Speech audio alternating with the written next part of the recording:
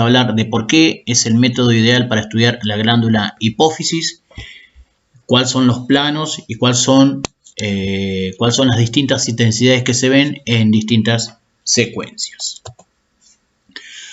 Para hablar un poquito de la resonancia de hipófisis, tendríamos que hablar de lo que significa la resonancia y por qué es el método ideal.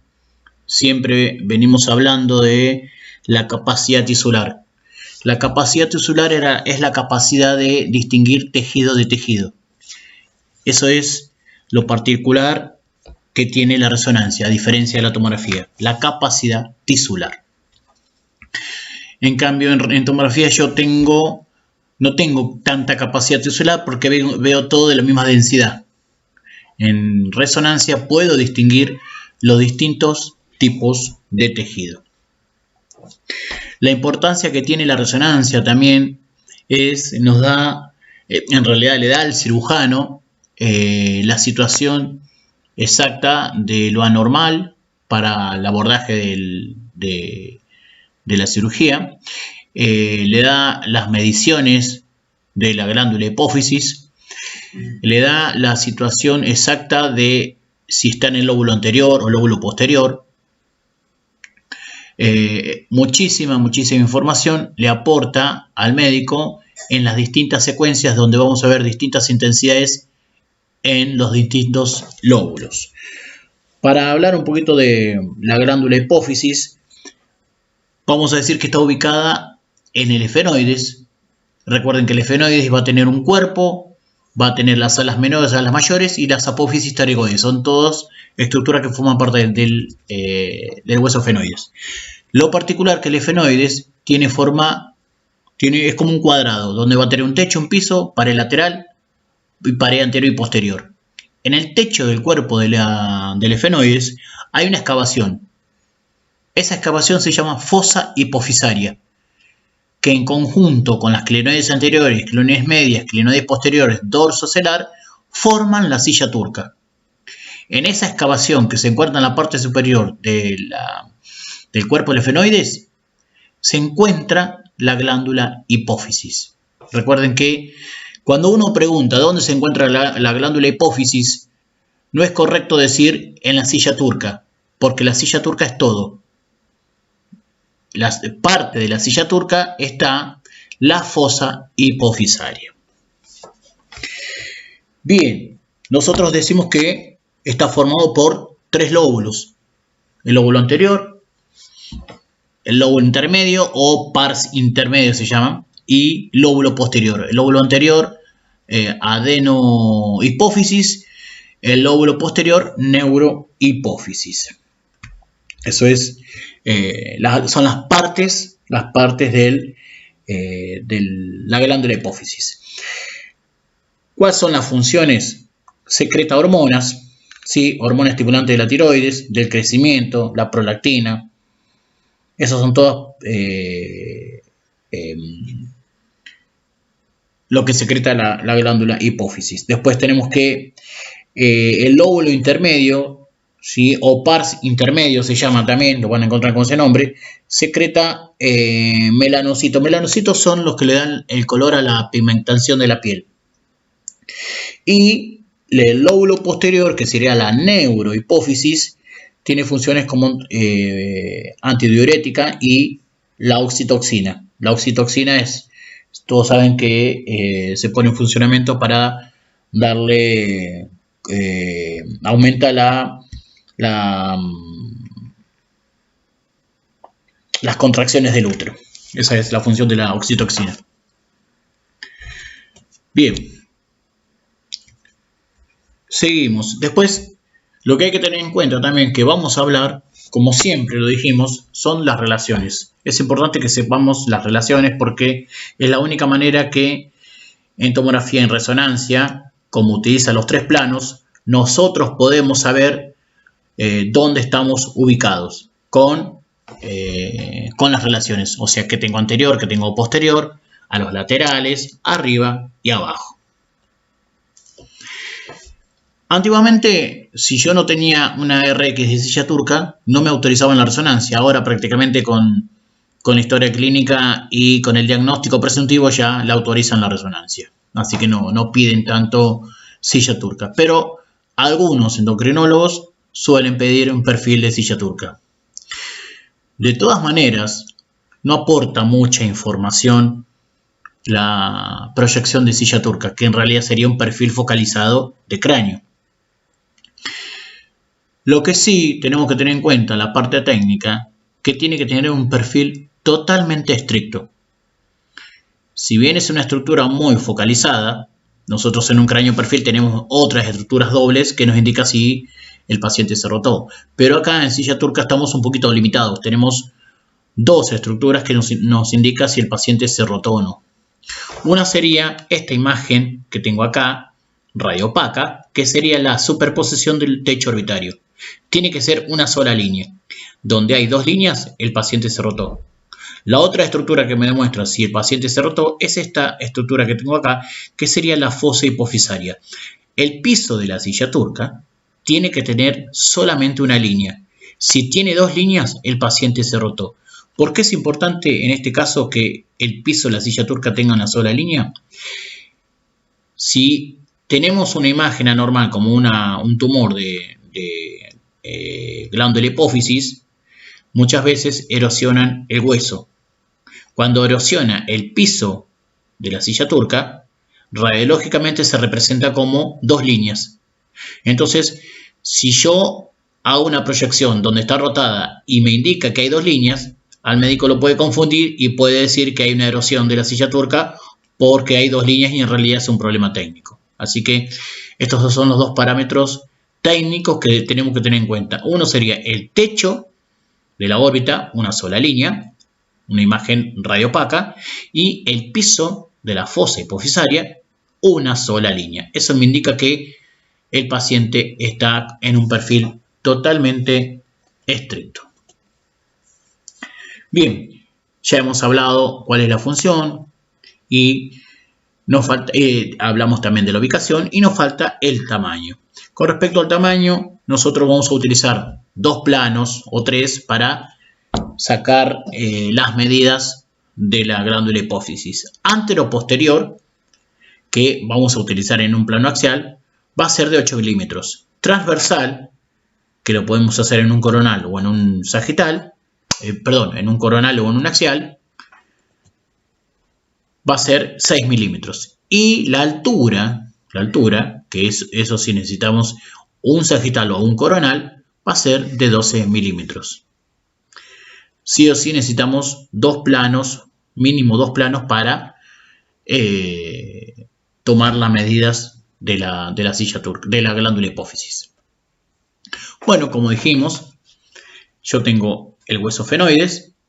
Esto sería la parte del cuerpo del hueso de fenoides. En la parte superior del hueso fenoides, en el cuerpo, más precisamente, tengo esta excavación, que sería la fosa hipofisaria, donde se aloja la glándula hipófisis. ¿Sí? Acá lo tenemos en el gráfico, acá lo tenemos en una RX y acá lo tenemos en un sagital T2. No hay dudas que es un sagital T2 porque el líquido está blanco. Líquido blanco, o sea, líquido hiperintenso, es un T2. Líquido hipointenso, o sea, negro, es T1. Esto que vemos acá, ¿sí? Sería la glándula hipófisis con su lóbulo anterior, lóbulo posterior, o sea, adenohipófisis y neurohipófisis, que la neurohipófisis está conectado directamente con el tallo.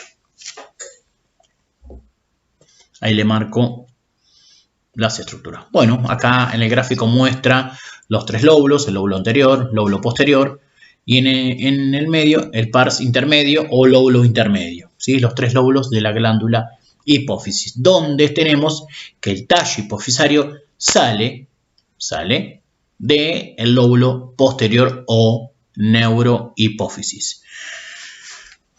Acá vamos a empezar a hablar de las intensidades. Entonces, en esta secuencia T1, en sagital T1, observamos que es el lóbulo anterior isointenso, gris, ¿sí? Porque no es ni blanco ni negro, es intermedio. Isointenso, el lóbulo anterior, y el lóbulo posterior, como sustancia blanca, es hiperintenso. Sin contraste, puedo distinguir el lóbulo anterior del lóbulo posterior, cosa que en tomografía eso no lo puedo hacer. En tomografía tiene todo la misma densidad. Recuerden, tomografía mide densidades, la resonancia mide intensidades. Bueno, acá tenemos un T1 sin contraste, donde vemos la glándula, el lóbulo anterior isointenso y el lóbulo posterior hiperintenso. En un sagital T2 pasa lo mismo, está más hiperintenso el lóbulo posterior que el lóbulo anterior. Esto es, vamos a repetir lo que en un momento hablamos en el sistema nervioso central del diafragma celar o tienda de la hipófisis. Recuerde que la tienda de la hipófisis o diafragma celar es un repliegue de tentorio o la tienda del cerebelo que se extiende por encima del peñasco y llega hasta el techo de la silla turca. Tapiza el techo de la silla turca y nuevamente se repliega dando hojas hacia los laterales. Esas hojas que da hacia los laterales con esas hojas forman los senos cavernosos. La única porción que está perforada del diafragma celar es por donde pasa el tallo. Y acá vamos a aclarar una cosita. Esto verde que está marcado acá sería la pared externa del seno cavernoso. Todo esto hueco que está acá sería el seno cavernoso. La pared externa sería en la tienda del cerebelo. Pero la pared interna, o sea, la base del cráneo, que también sería la pared interna del seno cavernoso, lo forma la tienda del cerebro. Entonces, vamos a dejar en claro una cosa. El seno cavernoso va a tener una pared interna y una pared externa. La pared interna lo forma la tienda del cerebro. ¿Se acuerdan que nosotros dijimos que comienza en la cresta Galli y termina en la protuberancia occipital interna? Esa sería la hoz. La hoz se repliega dando origen a la tienda del cerebro, que tapiza toda la base del cráneo. Si tapiza la base del cráneo, significa que tapiza la silla turca. Toda la base del cráneo, pero no el techo. El techo y la pared del seno lateral lo forma la tienda del cerebelo. Así significa que la silla turca está tapizada por dos tiendas. Repito, la base, el piso y la pared interna del seno sería la tienda del cerebro. El techo y la pared lateral del seno, la tienda del cerebelo. Esto sería un gráfico, ¿sí? La última pregunta del trabajo práctico de hipófisis, que yo la corregí porque estaba mal, dice así: ¿cuál es la única arteria que perfora una vena? Y sería la carótida interna. ¿Por qué? Porque pasa por el seno cavernoso y el seno cavernoso es una vena. Así que la respuesta es la carótida interna. Si lo pasamos a una imagen, esto es un plano coronal. La glándula hipófisis está bien hiperintensa, significa que tiene contraste. Por debajo tengo el seno efenoidal, o sea, vacío de flujo porque tiene aire. Esto es glándula hipófisis, tallo, y lo que cruza el tallo sería el quiasma. Bueno, ahí tenemos un sagital T2 y vamos a hablar de las estructuras que están señaladas. Sería la arteria cerebral anterior, esta estructura con vacío de flujo en la línea media. Después, el número 2, el hipotálamo. El hipotálamo comunica tallo, ¿sí?, con tálamo. Tálamo arriba, tallo abajo. El número 3, el quiasma. ¿Sí? El número 4, el tallo. El número 5, esta imagen con vacío de flujo hipointenso, que sería el seno efenoidal. El aire que hay en el seno efenoidal. El número 6 marca la adenohipófisis. El número 7 en la neurohipófisis. Número 8 marca la lámina cuadrilátera del efenoides. La lámina cuadrilátera del efenoides se une con la porción basilar del occipital y termina de formar el clivus o rampa basilar. El número 9 marca el dorso de la silla turca o respaldo de la silla turca. El número 10 marca una imagen hiperintensa que sería el líquido cefalorraquídeo. Es el líquido que está encima de la silla turca. Y esta línea que está acá marca el diafragma celar. O sea que gracias al diafragma celar el líquido no inunda la fosa hipofisaria.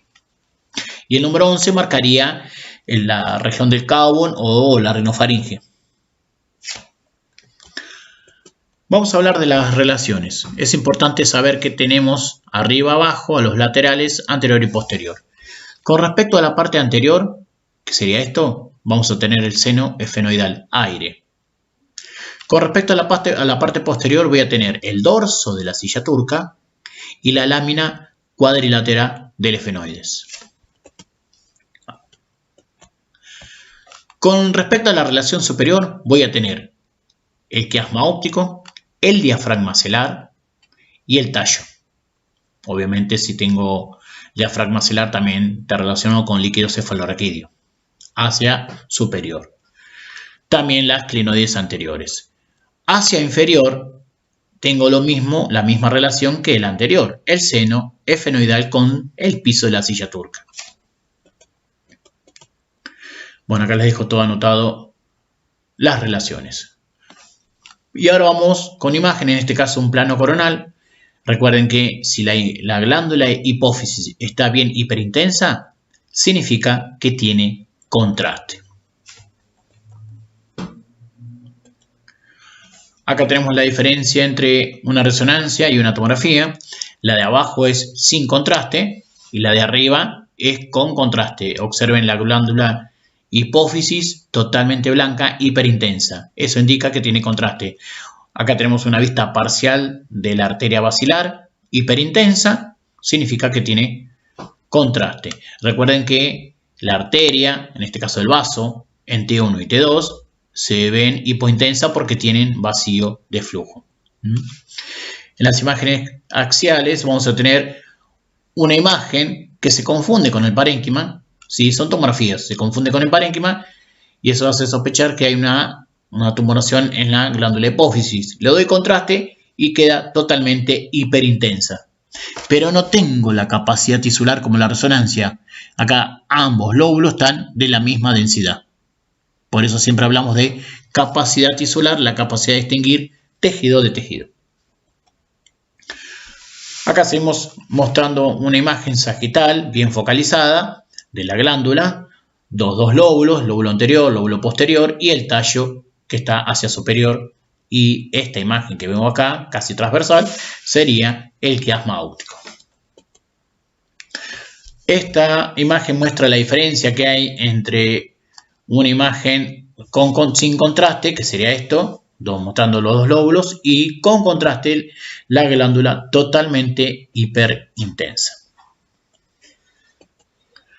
Otra imagen muy focalizada, pero en este caso un plano coronal, mostrando la diferencia que hay entre una secuencia T1, recuerden que siempre el T1 va con contraste, el T2 no, el T2 nunca lleva contraste, mostrando la glándula ISO, o sea gris, tallo y el quiasma, a diferencia con contraste que vamos a ver la glándula hiper y el tallo hiper.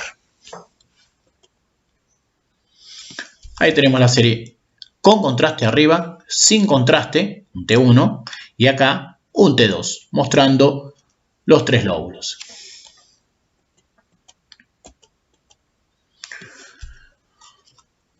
En la misma imagen estaría sin contraste y estas dos con contraste. Esto sería un sagital y un coronal con contraste. Ahí vemos la imagen tumoral. Recuerden que microadenoma cuando no supera el centímetro, macroadenoma cuando supera el centímetro. Lo que me faltó hablar serían las relaciones laterales del seno de la glándula hipófisis. Se relaciona hacia los laterales con los senos cavernosos. Y recuerden que por los senos cavernosos transcurre la carótida interna. Bueno, acá vemos cuando no supera los límites de la fosa, y acá cuando supera, ya sería un macroadenoma. Observen cómo desplaza tallo y cómo desplaza quiasma óptico. Lo mismo, ya superando los límites de la fosa, que ya deja de ser un microadenoma, sino pasa a ser un macroadenoma. Lo mismo, todo imágenes mostrando cuando la glándula supera los límites de la fosa hipofisaria.